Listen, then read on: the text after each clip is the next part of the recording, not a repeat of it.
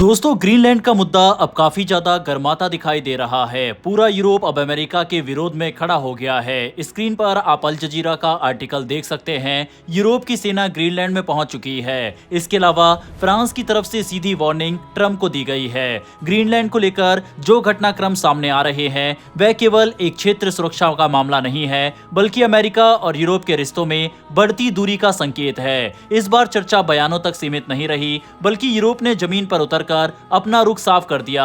सबसे अहम बात यह है कि फ्रांस ने खुले तौर पर अमेरिका को चेतावनी दी है। फ्रांस के वित्त मंत्री रोला लेस्क्योर ने स्पष्ट शब्दों में कहा कि ग्रीनलैंड पर किसी भी तरह का सैन्य कदम एक रेड लाइन होगा।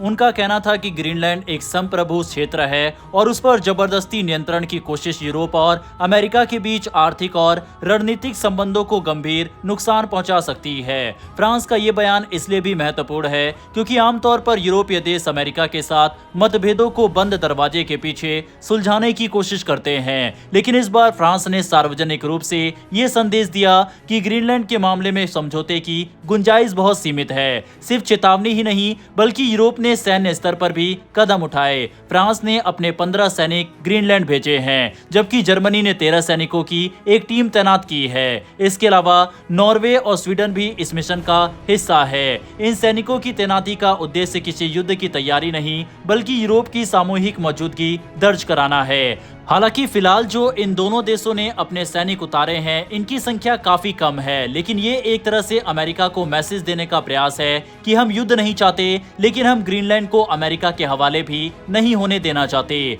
फ्रांस सरकार ने साफ किया है कि यह एक सीमित अवधि का मिशन है, लेकिन इसका राजनीतिक महत्व बहुत बड़ा है। यूरोपीय यूनियन का झंडा ग्रीनलैंड में लगाया जाना एक प्रतीकात्मक लेकिन सशक्त संदेश है कि ये इलाका अकेला नहीं है और यूरोप उसकी संप्रभुता के पक्ष में खड़ा है। फ्रांस के राष्ट्रपति इमैनुअल मैक्रोन ने भी कहा कि ये मिशन ये दिखाने के लिए है कि यूरोपीय सेनाएं जरूरत पड़ने पर तेजी से तैनात की जा सकती है। यह बयान सीधे तौर पर उस धारणा को चुनौती देता है कि यूरोप अपनी सुरक्षा के लिए पूरी तरह अमेरिका पर निर्भर है। इस घटनाक्रम ने नेटो के भीतर एक असहज स्थिति पैदा कर दी है। पहली बार ऐसा हो रहा है कि नेटो के सदस्य देश अप्रत्यक्ष रूप से अमेरिका के खिलाफ डिटरेंस की बात कर रहे हैं। हालांकि कोई भी देश ये नहीं मानता कि ये तैनाती किसी बड़े सैन्य टकराव को रोक सकती है, लेकिन इसका उद्देश्य स्थिति को राजनीतिक रूप से जटिल बनाना है। डेनमार्क के लिए ये मुद्दा बेहद संवेदनशील है। एक और वह अमेरिका के साथ अपने रिश्ते बिगाड़ना नहीं चाहता, दूसरी ओर वह ग्रीनलैंड की संप्रभुता पर कोई समझौता भी नहीं कर सकता। इसी वजह से डेनमार्क ने भी अपनी सैन्य मौजूदगी बढ़ाने का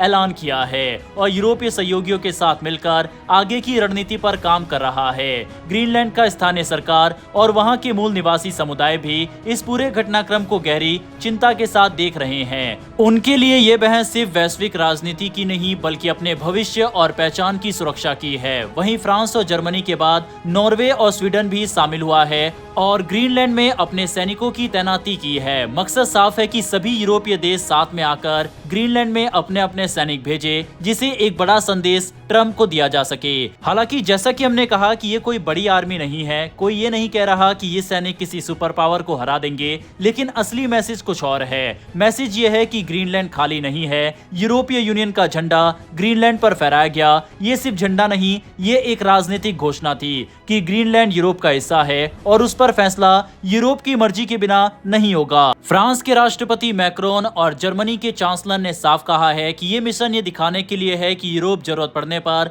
अपने सैनिकों की तैनाती तुरंत ग्रीनलैंड में कर सकता है। यानी यूरोप अब सिर्फ कागजों की ताकत नहीं है, अब यूरोप ग्राउंड पर भी दिखाना चाहता है। सबसे चौंकाने वाली बात यह है कि अब दुनिया उस सिचुएशन में पहुंच चुकी है जहां नेटो के देश नेटो के ही सबसे ताकतवर देश से डर रहे हैं। यह 21वीं सदी का सबसे अजीब मोड़ है। डेनमार्क को पता है कि वह अकेले कुछ नहीं कर सकता, इसीलिए भारत जैसे देशों से भी मदद इनके द्वारा मांगी गई है और इन्होंने कहा है कि भारत को डिप्लोमेटिक तौर पर इस मुद्दे को पूरी दुनिया के सामने उठाया जाना चाहिए। वहीं ग्रीनलैंड के इन्यूट समुदाय साफ कहता है कि हम किसी की मिल्कियत नहीं है। इस पूरे घटनाक्रम ने एक बड़ा सवाल खड़ा कर दिया है। अगर आज अमेरिका को रोका नहीं गया तो कल कोई भी ताकत ताकत किसी भी छोटे क्षेत्र पर दावा कर सकती है। यूरोप ये लड़ाई ग्रीनलैंड के लिए नहीं लड़ रहा, यूरोप ये लड़ाई नियमों वाली दुनिया को बचाने के लिए लड़ रहा है। और शायद यही वजह है कि फ्रांस ने कहा अगर ये लाइन क्रॉस हुई तो दुनिया बदल जाएगी, क्योंकि उस दिन के बाद ना दोस्ती वही रहेगी, ना गठबंधन वही रहेगा और ना ही दुनिया उतनी सुरक्षित होगी जितनी आज दिखती है। ग्रीनलैंड आज बर्फ से ढका द्वीप नहीं है, ये आज भविष्य की जंग का टेस्ट केस बन चुका है। बहरहाल दोस्तों, इस पूरे मैटर पर अपनी राय कमेंट बॉक्स में लिखकर बताइएगा। और क्या आपको लगता है कि यूरोपीय यूनियन के पास इतनी ताकत है कि वह ट्रंप को रोक सकते हैं, हाँ या नहीं? इस पर अपनी राय कमेंट बॉक्स में लिखकर बताइएगा।